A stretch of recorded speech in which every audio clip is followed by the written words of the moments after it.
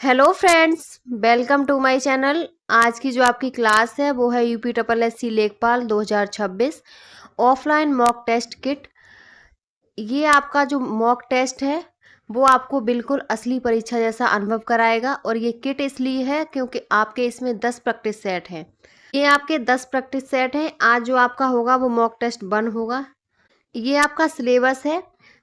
जिस हिसाब से आपके अंक हैं पेपर में उसी हिसाब से ये पेपर दिया गया है।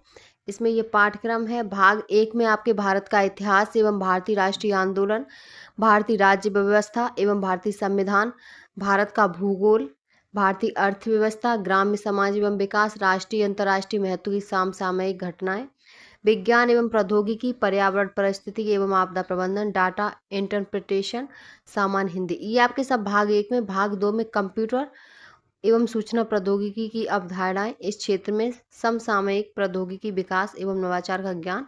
और भाग 3 में आपके यूपीजी के है और आपका टोटल 100 नंबर का पेपर होता है और आपको 2 घंटे मिलेंगे यानी कि 120 मिनट। तो चलिए शुरू करते हैं आज की अपनी क्लास। सबसे पहले आप हमारे चैनल को सब्सक्राइब कर लीजिए। ये आपका यूपी लेखपाल का मॉक टेस्ट है। आप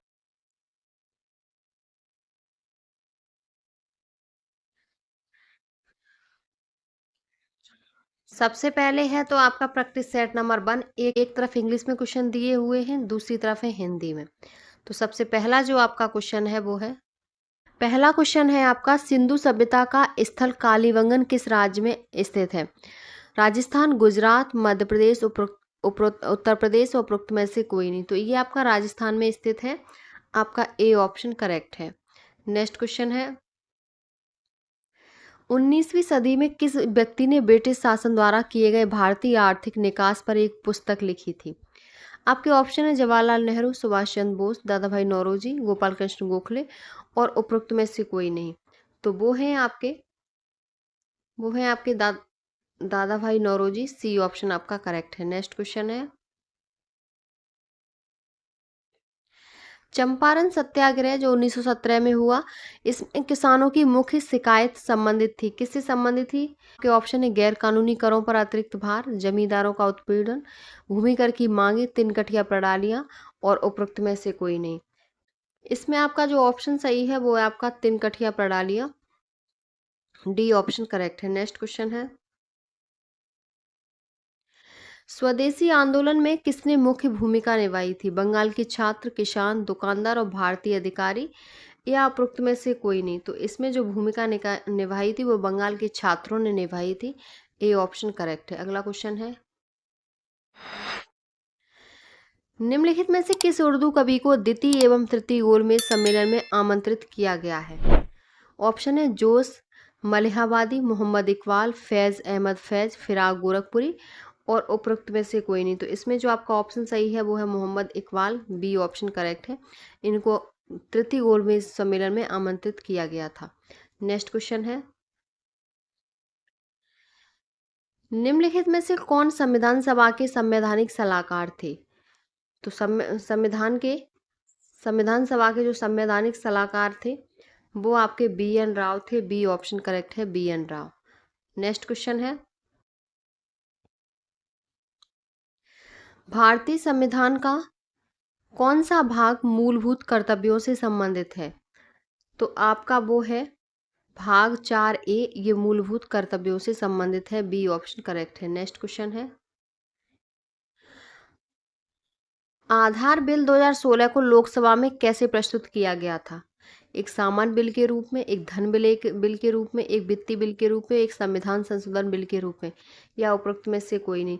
तो ये एक धन के बिल के रूप में प्रस्तुत किया गया था। बी ऑप्शन करेक्ट है। नेक्स्ट क्वेश्चन है, निम्नलिखित में से कौन भारतीय संविधान के 42वें संविधान संशोधन 1976 में शामिल नहीं था?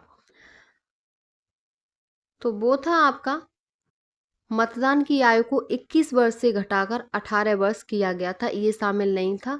और आपकी प्रस्तावना के शब्दों में परिवर्तन ये किया गया था, 10 मौलिक कर्तव्यों की स्थापना हुई थी और राष्ट्र की एकता को बदलकर राष्ट्र की एकता और अखंडता किया गया था। ये सब 42वें संविधान संशोधन द्वारा शामिल हुए थे। नेक्स्ट क्वेश्चन है, हमारे राष्ट्र में अनेकता में एकता का समारोहोत्सव मनाने के उद्देश्य से निम्नलिखित में से किस कार्यक्रम का शुभारंभ किया गया? तो वो कार्यक्रम है एक भारत और श्रेष्ठ भारत। डी ऑप्शन करेक्ट है।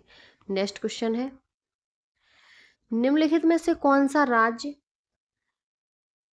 राज्य म्यांमार के साथ अपनी सीमा साझा नहीं करता है? तो वो आपका सिक्किम है, जो म्यांमार के साथ सीमा साझा नहीं करता। अरुणाचल प्रदेश, मिजोरम और मणिपुर ये सब म्यांमार के साथ सीमा साझा करते हैं। नेक्स्ट क्वेश्चन है, रबड़ निम्नलिखित में से किस प्रकार के वनों से संबंधित है? तो रबड़ है जो वो आपका सदाबहार उष्णकटिबंधीय वनों से संबंधित है। ए ऑप्शन करेक्ट है। अगला क्वेश्चन है, निम्नलिखित में से भारत के किस राज्य का जनसंख्या घनत्व सबसे अधिक है? तो आपका पश्चिम बंगाल का, जो इसमें ऑप्शन दिए हैं उसमें सबसे ज्यादा घनत्व सबसे अधिक है पश्चिम बंगाल का। बी ऑप्शन करेक्ट है। अगला क्वेश्चन है, नेक्स्ट क्वेश्चन है, निम्नलिखित अक्षांशों में से किस अक्षांश पर 21 जून को 12 बजे दोपहर को सूर्य की किरणें सीधी पड़ती हैं? तो वो है आपका, तो आपका बी ऑप्शन करेक्ट है, 23 डिग्री 30 मिनट उत्तरी। नेक्स्ट क्वेश्चन है, निम्न में से कौन सा संयुक्त अरब अमीरात का एक हिस्सा नहीं है? तो वो है आपका रास लानूफ। ये संयुक्त अरब अमीरात का हिस्सा नहीं है। बी ऑप्शन करेक्ट है। अगला क्वेश्चन है, देश की आर्थिक वृद्धि का सबसे उपयुक्त माप है उसका। तो ये किसका है? तो ये है आपका प्रति व्यक्ति वास्तविक आय का। डी ऑप्शन करेक्ट है। अगला क्वेश्चन है, संयुक्त राष्ट्र ने किस वर्ष उपभोक्ता संरक्षण के लिए यूएनए दिशा निर्देशों को अंगीकार किया? तो ये जो किया था वो आपका 1985 में किया था। सी ऑप्शन करेक्ट है। अगला क्वेश्चन है, भारत में हीरे की खान कहाँ स्थित है? कर्नाटक, उत्तर प्रदेश, मध्य प्रदेश, तमिलनाडु या उपरोक्त में से कोई नहीं? तो भारत में मध्य प्रदेश में हीरे की खान स्थित है। सी ऑप्शन करेक्ट है। नेक्स्ट क्वेश्चन है, निम्न में से कौन सी हरी खाद नहीं है? तो इसमें से हरी खाद नहीं है जो, वो है आपकी Mexican poppy. C option correct है। अगला क्वेश्चन है, सांवर झील किसकी उपज के लिए जानी जाती है? मछली, नमक, झींगा, स्पाइरुलिना, उपरोक्त में से कोई नहीं? तो सांवर झील नमक के लिए जानी जाती है। बी ऑप्शन करेक्ट है। अगला क्वेश्चन है, चंद्रयान 3 मिशन का मुख्य उद्देश्य क्या था? तो इसका मुख्य उद्देश्य था चंद्रमा के दक्षिणी ध्रुव पर सफल लैंडिंग। बी ऑप्शन करेक्ट है। नेक्स्ट क्वेश्चन है, भारत ने परमाणु परीक्षण स्माइलिंग बुद्धा कब किया था? तो स्माइलिंग बुद्धा आपका जो किया था वो 1974 में किया था। ए ऑप्शन करेक्ट है, स्माइलिंग बुद्धा। नेक्स्ट क्वेश्चन है, अगला क्वेश्चन है, चैट जीपीटी जैसी तकनीकी किस क्षेत्र से संबंधित है? तो ये जो संबंधित है वो है आर्टिफिशियल इंटेलिजेंस यानी कि एआई से संबंधित है। अगला क्वेश्चन है, आदित्य L1 मिशन का मुख्य लक्ष्य क्या है? तो इसका मुख्य लक्ष्य है सूर्य का कोरोना अध्ययन। बी ऑप्शन करेक्ट है, ये आदित्य L1 मिशन का मुख्य उद्देश्य है। नेक्स्ट क्वेश्चन है, प्रोजेक्ट 75 किससे संबंधित है? तो प्रोजेक्ट 75 डीजल इलेक्ट्रिक पनडुब्बियों से संबंधित है। बी ऑप्शन करेक्ट है।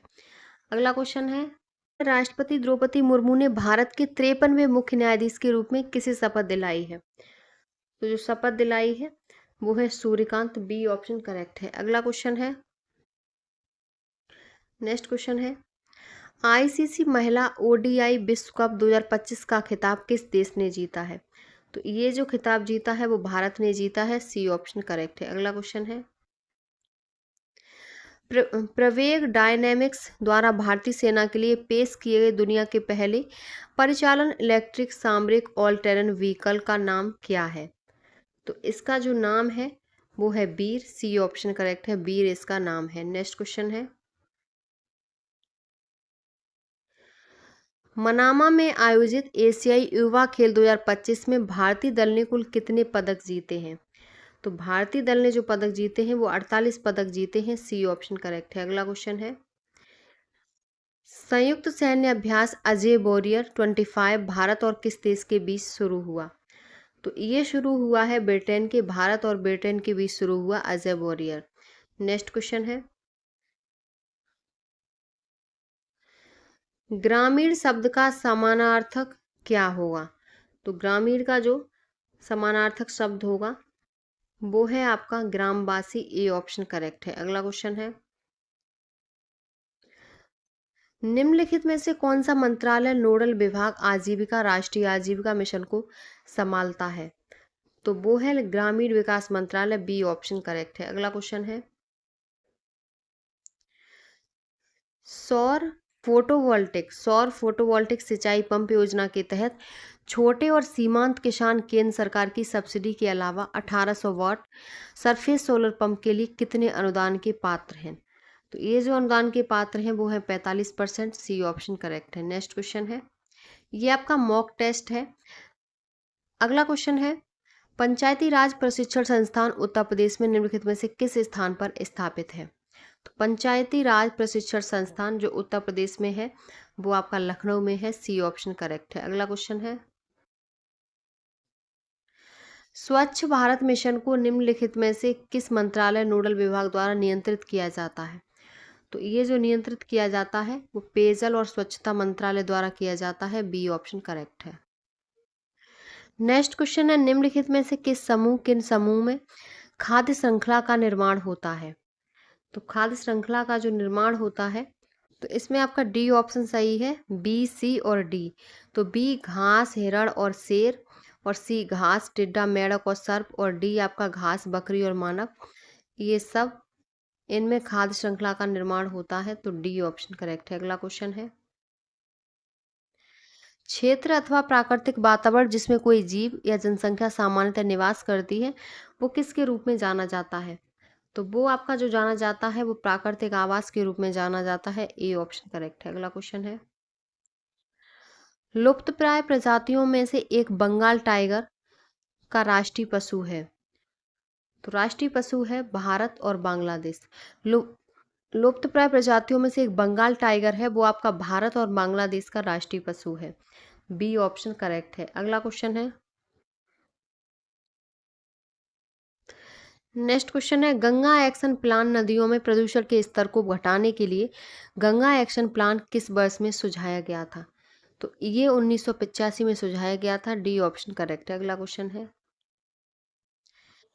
निम्नलिखित में से उत्सर्जन कौन सा है? निम्नलिखित में से भूरा कार्बन उत्सर्जन कौन सा है? तो ये है जलवायु को प्रभावित करने वाली ग्रीन हाउस गैसों को औद्योगिक उत्सर्जन। अगला क्वेश्चन है,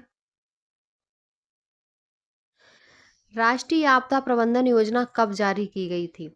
तो राष्ट्रीय आपदा प्रबंधन योजना 1 जून 2016 को जारी हुई थी, सी ऑप्शन करेक्ट है। अगला क्वेश्चन है, आपदा प्रबंधन अधिनियम 2005 में वित्तीय व्यवस्था का मुख्य उद्देश्य क्या है? तो वित्तीय व्यवस्था का जो मुख्य उद्देश्य है वो है आपका त्वरित वो है आपका त्वरित राहत पुनर्वास एवं न्यूनीकरण, डी ऑप्शन करेक्ट है। अगला क्वेश्चन है, नेक्स्ट क्वेश्चन है, राज्य आपदा प्रबंधन प्राधिकरण का अध्यक्ष कौन होता है?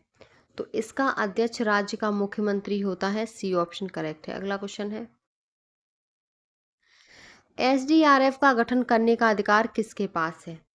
तो एसडीआरएफ का जो गठन करने का अधिकार है वो राज्य सरकार के पास है, ए ऑप्शन करेक्ट है। अगला क्वेश्चन है, निम्नलिखित में से कौन विश्व स्तर पर आपदा न्यूनीकरण एवं प्रबंधन के क्षेत्र में प्रमुख अंतर्राष्ट्रीय ढांचे एवं समझौते हैं? तो वो है आपका उपरोक्त सभी हैं, Sendai framework for disaster risk reduction, Paris समझौता, United Nations office for disaster risk reduction. तो डी ऑप्शन करेक्ट है, उपरोक्त सभी। नेक्स्ट क्वेश्चन है, अब है आपके 46 से 50 ग्राफ का यानी कि मैथ के क्वेश्चन है। तो ये आपके क्वेश्चन है, इसमें ये आपका ग्राफ है। इसमें पहला क्वेश्चन है मैथ का, व्यक्ति ए और व्यक्ति सी द्वारा मिलाई गई पानी की कुल मात्रा के बीच क्या अंतर है? तो कुल मात्रा के बीच अंतर है 65 लीटर। बी ऑप्शन करेक्ट है। अगला क्वेश्चन है, सी व्यक्ति द्वारा मिलाए गए पानी की कुल मात्रा और व्यक्ति ई द्वारा मिलाए गए पानी की कुल मात्रा का संबंधित अनुपात कितना है?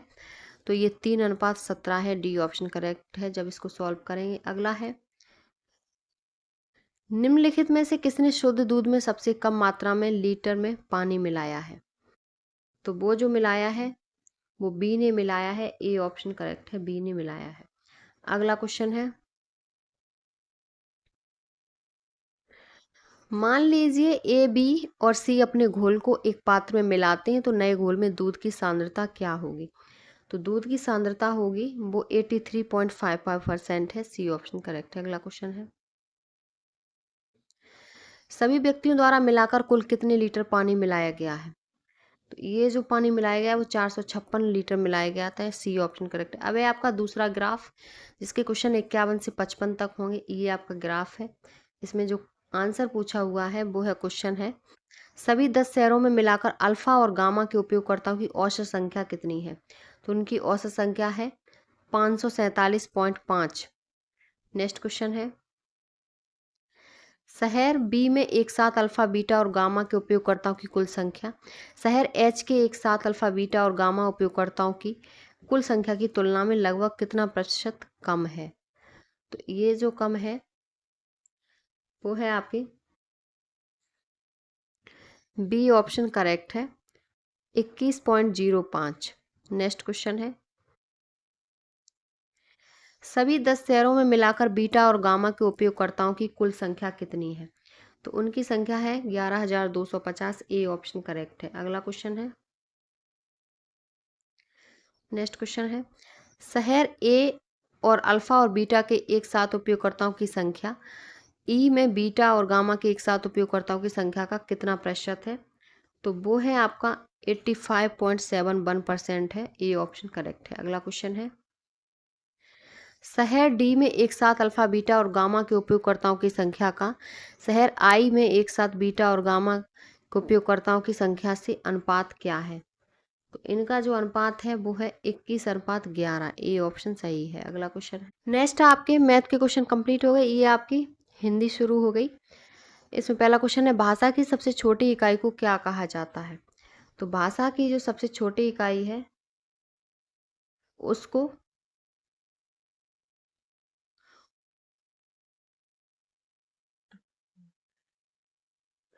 तो भाषा की जो सबसे छोटी इकाई को क्या कहा जाता है, इसमें नहीं है, वर्ड कहा जाता है।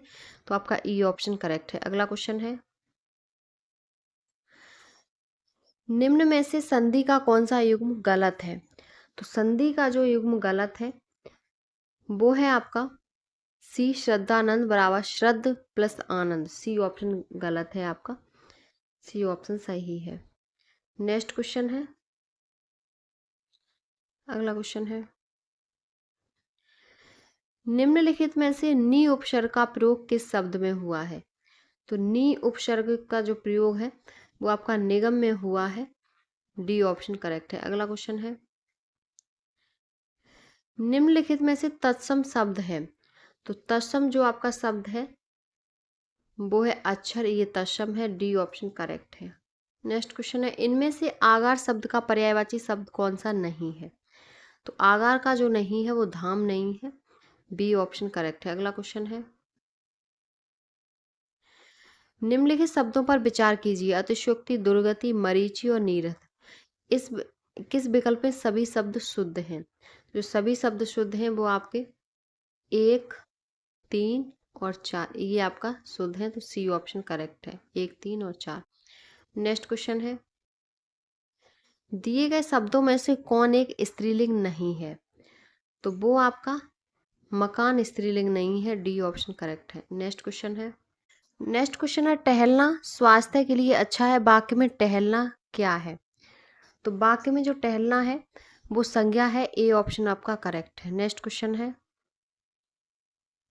नेक्स्ट है, पत्र लेखन के बारे में कौन सा विकल्प सही नहीं लगता? तो वो है आपका सरकारी कार्यालय में लिखे जाने वाले पत्रों में अभिवादन सादर नमस्ते लिखा जाना चाहिए, ये सही नहीं लगता। बी ऑप्शन करेक्ट है। अगला क्वेश्चन है, असरफियां लुटें और कोयले पर मोहर लोकोक्ति का अर्थ क्या होगा? तो इसका अर्थ होगा बड़े बड़े खर्चों पर ध्यान न देना, छोटे खर्चों में कंजूसी दिखाना। ए ऑप्शन करेक्ट है। नेक्स्ट है आपके, अब है जो आपके वो है कंप्यूटर।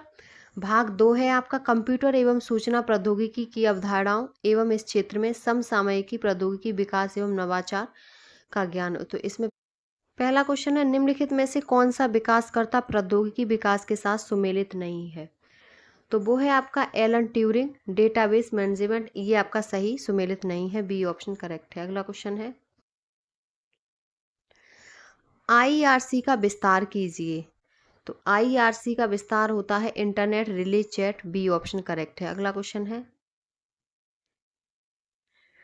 कोर टू डुओ किससे संबंधित है? तो कोर टू डुओ जो संबंधित है वो आपका एक डुअल कोर प्रोसेसर है। डी ऑप्शन करेक्ट है। नेक्स्ट क्वेश्चन है, कौन सा लाइसेंस उपयोगकर्ताओं को सॉफ्टवेयर को संशोधित करने की अनुमति देता है और उसी लाइसेंस के तहत संशोधनों को साझा करने की आवश्यकता होती है? तो वो है आपका copy left licence. C option correct है। अगला क्वेश्चन है,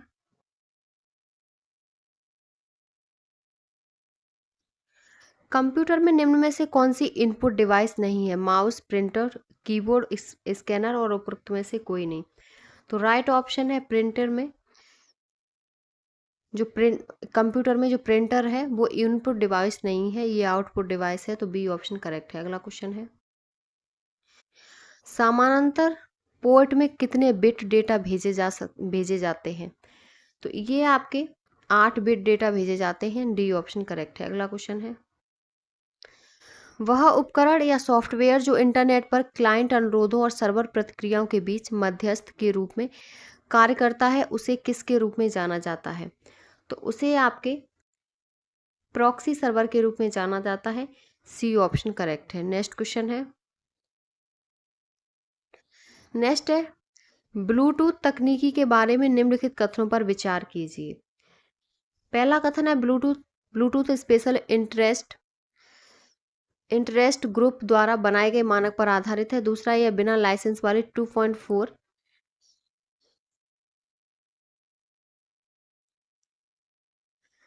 दूसरा कथन है, यह बिना लाइसेंस वाले 2.4 गीगाहर्ट्ज बैंड में काम करता है। तीसरा है, बैंडविड्थ 1 से 24 Mbps तक की रेंज वाली होती है। तो इसमें कौन से कथन सही है? तो ये तीनों ही कथन सही है, 1 2 3। तो इसमें जो आपका ऑप्शन सही होगा वो आपका सी ऑप्शन सही है। 1 2 3 तीनों ऑप्शन सही है। नेक्स्ट क्वेश्चन है, निम्नलिखित में से कौन सा 2025 का संदिग्ध ईमेल डोमेन का उदाहरण है? तो जो ईमेल डोमेन का उदाहरण है वो है आपका माइक्रोसॉफ्ट टीम्स .net। तो आपका बी ऑप्शन करेक्ट है। नेक्स्ट क्वेश्चन है, निम्नलिखित में से कौन जियो का नेटवर्क प्रदाता है? तो जियो का जो नेटवर्क प्रदाता है वो आपका रिलायंस है। सी ऑप्शन करेक्ट है। अगला क्वेश्चन है, निम्नलिखित में से कौन सा विकल्प गलत है? तो आपका मेलिंग, मैनेजिंग और सोर्सेज, ये डी ऑप्शन आपका गलत है। अगला क्वेश्चन है, नेक्स्ट है, किस प्रकार के इंटरफेस के लिए उपयोगकर्ताओं को बातचीत के लिए विशिष्ट कमांड याद रखने और दर्ज करने की आवश्यकता होती है? तो वो आपकी कमांड लाइन इंटरफेस यानी कि CLI होती है। इसके लिए विशिष्ट कमांड याद रखने और दर्ज करने की आवश्यकता होती है। नेक्स्ट क्वेश्चन है, नीचे दी गई भंडारण प्रौद्योगिकियों को उनकी विशिष्ट विशेषताओं से मिलाइए। तो एक तरफ है भंडारण प्रौद्योगिकी और दूसरी तरफ है विशेषता। तो इसमें पहली है, तो इसमें जो सबसे पहले है वो है EEPROM। तो ये होगी इसकी विशेषता, विद्युत रूप से मिटने योग्य और प्रोग्राम योग्य रीड ओनली मेमोरी। नेक्स्ट है NVMe, ये है PCI एक्सप्रेस बस SSD को सर्वर स्टोरेज से जोड़ती है। अगला है SDD, ये है mechanical moving parts, magnetic storage, और अगली है डी रैम। ये है लगातार रिफ्रेश की आवश्यकता वाली फास्ट वोलेटाइल मेमोरी होती है। तो पहले का चौथा, चौथा तीसरा और पहला और दूसरा, चौथा तीसरा पहला दूसरा, ये आपका डी ऑप्शन ही सही है। नेक्स्ट क्वेश्चन है, भारत में कौन सी डिजिटल पहल सार्वजनिक स्वास्थ्य डेटा को प्रबंधन करने और कोविड-19 महामारी का ट्रैक करने के लिए एआई और बिग डेटा एनालिटिक्स जैसी तकनीकों का उपयोग करती है? तो वो आरोग्य आरोग्य सेतु ऐप है। डी ऑप्शन करेक्ट है। नेक्स्ट क्वेश्चन है, नेक्स्ट क्वेश्चन है, निम्नलिखित में से कौन सा मशीन लर्निंग का एक प्रकार है जहां मॉडल लेवल किए गए डेटा से सीखता है? तो वो आपका पर्यवेक्षित लर्निंग है। ए ऑप्शन करेक्ट है। नेक्स्ट क्वेश्चन है, अब है आपके उत्तर प्रदेश राज्य से संबंधित सामान्य प्रश्न, यानी कि आपकी यूपीजी के है 20 नंबर की, तो इसमें 20 प्रश्न है। नेक्स्ट क्वेश्चन है, उत्तर प्रदेश में दोआब क्षेत्र किन दो नदियों के बीच की भूमि को संदर्भित करता है? तो वो आपका गंगा और यमुना के बीच की भूमि है जो दोआब क्षेत्र को संदर्भित करती है। सी ऑप्शन करेक्ट है। नेक्स्ट क्वेश्चन है, 2001 की गणना के अनुसार उत्तर प्रदेश का जनसंख्या घनत्व कितना है? तो उत्तर प्रदेश का जनसंख्या घनत्व 829 व्यक्ति प्रति वर्ग किलोमीटर है। डी ऑप्शन आपका करेक्ट है। नेक्स्ट क्वेश्चन है, नेक्स्ट क्वेश्चन है, उत्तर प्रदेश का राजकीय पुष्प निम्नलिखित में से कौन सा है? तो उत्तर प्रदेश का जो राजकीय पुष्प है वो पलास का है। डी ऑप्शन करेक्ट है। पलास का पुष्प राजकीय पुष्प है। अगला क्वेश्चन है पलास। नेक्स्ट है, उत्तर प्रदेश की कौन सी नदी भगवान राम की कथा से जुड़ी है और अयोध्या शहर से होकर बहती है? तो वो आपकी सरयू नदी है। सी ऑप्शन करेक्ट है, जो अयोध्या शहर से होकर बहती है। अगला क्वेश्चन है, महेंद्र सिंह टिकैत ने निम्नलिखित में से किस मुद्दे के खिलाफ अप्रैल 1987 में पश्चिमी उत्तर प्रदेश में एक बड़े किसान विरोध का नेतृत्व किया था? तो वो था आपका बिजली दरों में प्रस्तावित वृद्धि। डी ऑप्शन करेक्ट है। अगला क्वेश्चन है, उत्तर प्रदेश राज्य की वित्तीय सेहत की देखभाल करने तथा सरकारी लेन देन में पारदर्शिता लाने के लिए निम्नलिखित में से कौन सी वेबसाइट तैयार की गई है? तो ये जो वेबसाइट तैयार की गई है वो कोषवाणी है। सी ऑप्शन करेक्ट है। अगला क्वेश्चन है, उत्तर प्रदेश में सांख्यिकी पत्रिका प्रकाशित करने के लिए कौन सी संस्था उत्तरदायी है? तो ये जो संस्था उत्तरदायी है वो है आपकी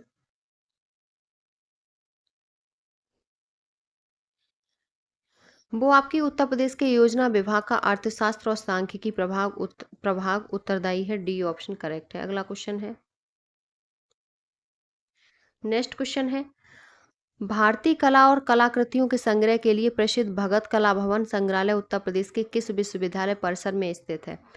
तो वो आपका बनारस हिंदू विश्वविद्यालय परिसर में स्थित है। डी ऑप्शन करेक्ट है। अगला क्वेश्चन है, green park cricket stadium Uttar Pradesh के किस जिले में स्थित है? तो ग्रीन पार्क आपका कानपुर जिले में है। सी ऑप्शन करेक्ट है। नेक्स्ट क्वेश्चन है, किस वर्ष किशनपुर वन्यजीव अभ्यारण्य को वन्यजीव संरक्षण अधिनियम के तहत वन्यजीव अभ्यारण्य घोषित किया गया था? तो वो आपका 1972 में घोषित हुआ था। डी ऑप्शन करेक्ट है। अगला क्वेश्चन है, नेक्स्ट है, उत्तर प्रदेश में कौन सा राष्ट्रीय राजमार्ग मुरादाबाद में NH9 जंक्शन से शुरू होता है और चंदौसी बवराला अलीगढ़ से होकर गुजरता है और आगरा में NH44 के जंक्शन पर समाप्त होता है? तो वो है आपका NH509। ए ऑप्शन करेक्ट है। अगला क्वेश्चन है, उत्तर प्रदेश राज्य विद्युत उत्पादन निगम लिमिटेड का गठन किस अधिनियम के तहत और कब किया गया था? तो ये आपका कंपनी अधिनियम 1956 के तहत 25 अगस्त 1980 को किया गया था। सी ऑप्शन करेक्ट है। क्वेश्चन है, उत्तर प्रदेश में पाई जाने वाली, नेक्स्ट क्वेश्चन है आपका, उत्तर प्रदेश में पाई जाने वाली राकर मिट्टी के बारे में निम्नलिखित में से कौन सा सही है? तो यहाँ तिल और चने जैसी फसलें उगाई जाती हैं। सी ऑप्शन करेक्ट है। अगला क्वेश्चन है, उत्तर प्रदेश का कौन सा जिला दशहरा के दौरान एक अद्वितीय सांस्कृतिक जुलूस नक नकटैया के लिए प्रसिद्ध है? तो नकटैया के लिए जो प्रसिद्ध है वो है आपका वाराणसी। बी ऑप्शन करेक्ट है। अगला क्वेश्चन है, अवध के शासन के अंतिम चरण में कानपुर का निर्माण कई गांव को मिलाकर किया गया था। निम्नलिखित में से कौन सा गांव उन गांवों में से एक नहीं था? तो वो जो गांव था वो था बिठूर। बिठूर गांव एक नहीं था। सी ऑप्शन करेक्ट है। अगला क्वेश्चन है, भारतीय संविधान के अनुच्छेद 243 जे के अनुसार राज्य विधानमंडल पंचायती राज शासन के किस पहलू को विनियमित कर सकता है? तो वो आपका पंचायत खातों का रख रखाव और लेखा परीक्षक पहलू को विनियमित कर सकता है। ए ऑप्शन करेक्ट है। अगला क्वेश्चन है, ललितपुर जिला किसका एक हिस्सा है? तो ललितपुर जिला है वो आपका झांसी डिवीजन का एक हिस्सा है। सी ऑप्शन करेक्ट है, झांसी में आता है। नेक्स्ट क्वेश्चन है, उत्तर प्रदेश के किस कृषि जलवायु क्षेत्र में कृषि उत्पादकता अधिक है? कृषि की उत्पादकता अधिक है? तो वो आपका पश्चिमी मैदान है, इसमें अधिक है। सी ऑप्शन करेक्ट है। अगला क्वेश्चन है, निम्नलिखित में से कौन सा जोड़ा गलत सुमेलित है? तो गलत सुमेलित है वो आपका खरवार गोरखपुर, ये गलत सुमेलित है। और सहरिया ललितपुर, चेरो वाराणसी, बैगा सोनभद्र, ये सब सही है। और आज के प्रैक्टिस सेट का आपका लास्ट प्रश्न है, उत्तर प्रदेश में डीजल लोकोमोटिव वर्क्स फैक्ट्री कहाँ स्थित है? तो ये आपकी वाराणसी में स्थित है। सी ऑप्शन करेक्ट है। आज का प्रैक्टिस सेट आपका सेट नंबर 1 कंप्लीट हो गया। ये क्लास आपकी यूपी लेखपाल और उत्तर प्रदेश के जो यूपी ट्रिपल एससी जो पेपर कराती है उन सभी के लिए मोस्ट इम्पॉर्टेंट है। अगर आपको हमारी वीडियो पसंद आई हो तो प्लीज़ चैनल को like, subscribe, share and comment करें।